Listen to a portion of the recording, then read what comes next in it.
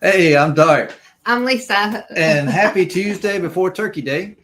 Y'all, every time we're getting ready to get on here, though, Dart has to make some kind of wisecrack joke.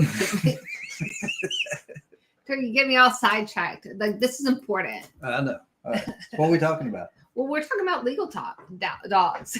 legal talk. Yes. And again, I iterate, we are not attorneys, but we can read. And we can plan for the future. That's right. And so everybody has their ideal of how they want to look, if something were to happen or whenever they're gone.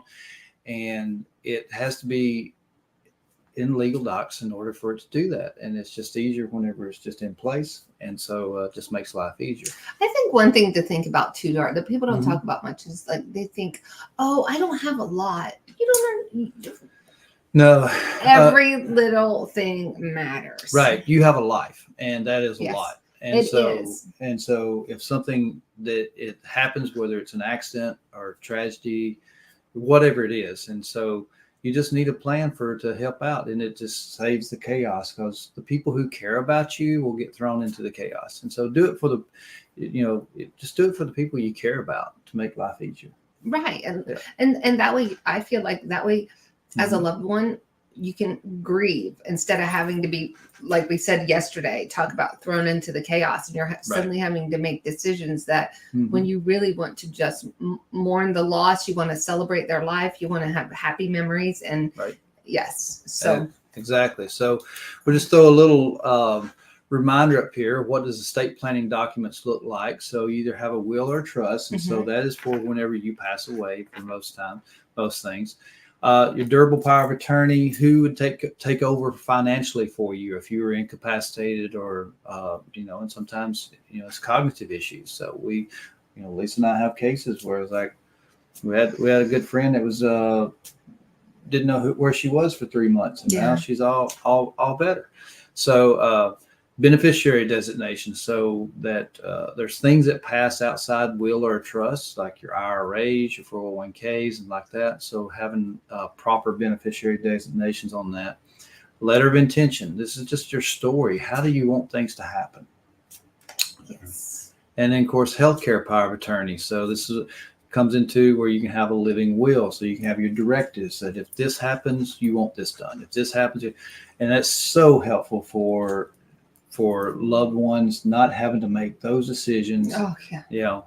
And no questions. That's right. Exactly. And I think I'm going to just jump in here for a moment, Dart, because we're going to talk about how to create a trust here tomorrow. Right. But I think this worth mentioning right here is in that they'll be able to print out their medical card, and it goes in their wallet. And that way, if you have an accident, you fall down or something happens, the EMS will come and they'll go through, they'll get your identification, right? And then there will be that card.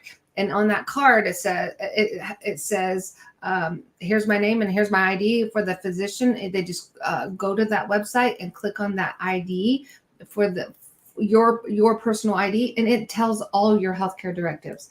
Like it already says, I do not resuscitate, or I don't want to be on life support, or all of that. And that way, if something happens to you, that's already taken care of. Oh, absolutely. Yeah, absolutely.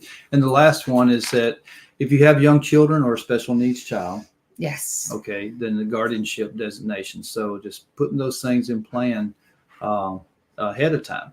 So the age-old question is like, will a will do what a trust will do? Will a trust do what a will will do? Should I have a will? Will is cheaper. Trust is more expensive.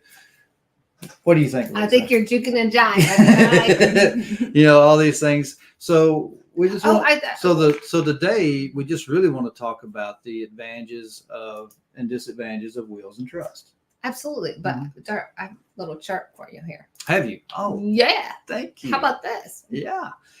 So you want to take this, Lisa? Or you want me to? No, it doesn't matter. Why don't we just go through line item by line item here? Okay. So so what's the characteristic? Is it a will? Is it a trust? So the will's in the middle of this. So you name it, and you be the will, and I'll be the trust, and I'll say yes or no. What I can do and you can do. So where it can name a guardian, it can name a conservatorship, and one thing that's not on this chart, is that a will has an executor, executor, someone who executes the will of intention. Mm-hmm. A trust has a trustee or successor trustee, Yes. depending on what type of trust that it is. But let's say we're talking about today, comparison to will to trust is a revocable living trust, which means that if Lisa and I have a revocable living trust, we do, then we are both trustees of that trust. But if something happens to both of us, then we have a designated trustee, successor trustee, that now in the terms of an equivalent, it would, an executive that was, they serve the same roles as executive or trustee, but a trustee does not have an executor and a will doesn't have a trustee. No, that's a good point. Way to put that out. So words are important. Words are important. Yeah, because how about the probate? That's a big one. Probate. So from the will aspect, I'll give you a quick example of how probate didn't come into play. So we had a couple that had been married for 65 years, and the husband got a sickness and was gone in a few months and wasn't anticipating that, but they've had a will in place and they've been married for 65 years. They're, one and only marriage. So all the property was properly documented as joint ownership. So the wife didn't have to go through probate because it was simple enough, even though it's kind of there's quite a bit of assets and stuff, but it was all properly titled. And so she didn't have to do that. But now she has 2 children. And when she passes away, everyone knew that she would have to go through probate. Yep.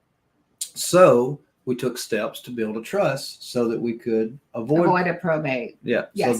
So that the family would not have to deal with probate. All of our wishes have already been put into the trust. Yes. And one thing I think is important to bring up here, something that we noticed during the pandemic, when the courts were shut down for a while and then they were backed up. And so probate was taking even longer, as if it didn't take long enough already. Right. It was taking even longer to get through that process. So several clients we've helped, and typically probate from start to finish, because you have to ask, is there any creditors that need to be this? And so there's all kinds of time frames. We're already 7 minutes.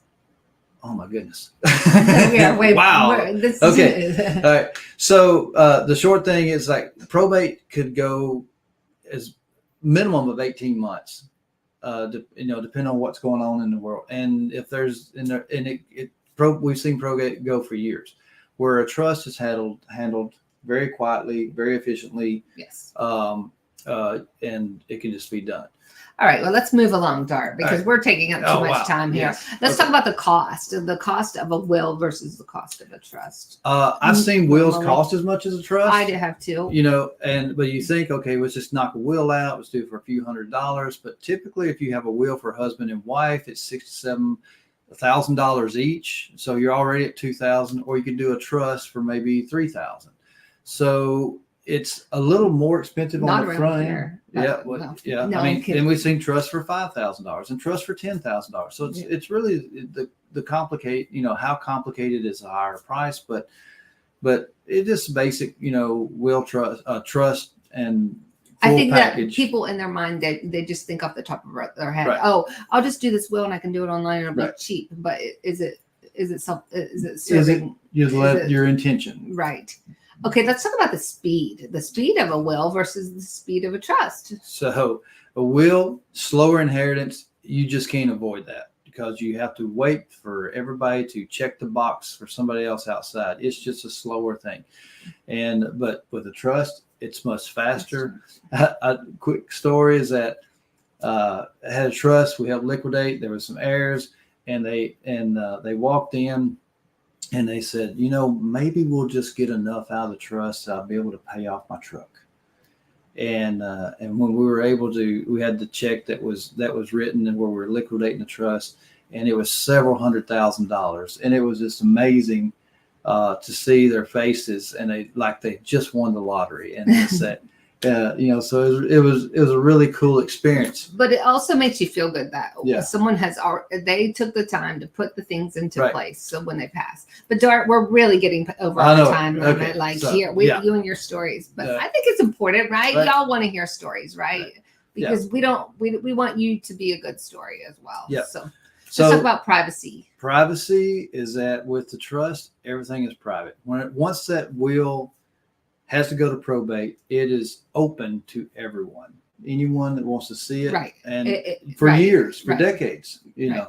And how about the control after death? I some people, we won't mention names, who might be control freaks. But Well, but there's if it's so if you have children that are underage, or you have children that are spendthrifts, so with a trust, you're able to identify, carve out, be fair to everybody you want to be fair to, but you don't have to be fair in the same time frame, depending on what their character and their habits are. Right. So it really is.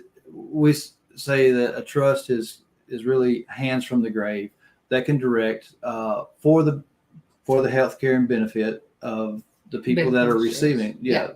All right. Well, let's talk about distributions. I mean, a will versus a trust in distributions, because one thing that I love, like a will, you just have your outright distributions here, who gets what. Well, the trust, I love that you can decide when what you're age, yes, under what circumstances, Yeah. things, if these are necessary. Yeah. So the will is like, it's one and done. Once you get to that point, once you get through all the timelines and everything like that, whether that's 18 months or 2 years or 10 years, then what's done is done. If you have people that want to stay in control with the will, it just is not going to happen. This is true. You can write your letter of intention that I want this and this and this and this, and then I want it, and this is what I said I want done in the will. Mhm. It's like, One thing that I think that we're seeing more of is giving their beneficiaries increments of their inheritance, and I think that's really interesting and Right. not a bad idea if Right. they don't have someone to help them plan. I would say avoid using the word college, because if they're saying, oh, you receive this much at the beginning of college, once you graduate college, when you're 30, and these increments, but your child, your beneficiary, may not go to college. yeah, they may go to trade school and just because there's such a demand for that. So. I know, which is great. Yeah. I love that. I love Yeah. the trades. Mhm. So tomorrow we're going to get into how making it easy. Make it easy. Why That's people, exactly why what I people like. avoid it, and an easy solution for you. Yes. Thanks for sticking with us today. I know this was a little longer, but it's one of the most important things, I think. Absolutely. Okay, and hopefully y'all are making your Thanksgiving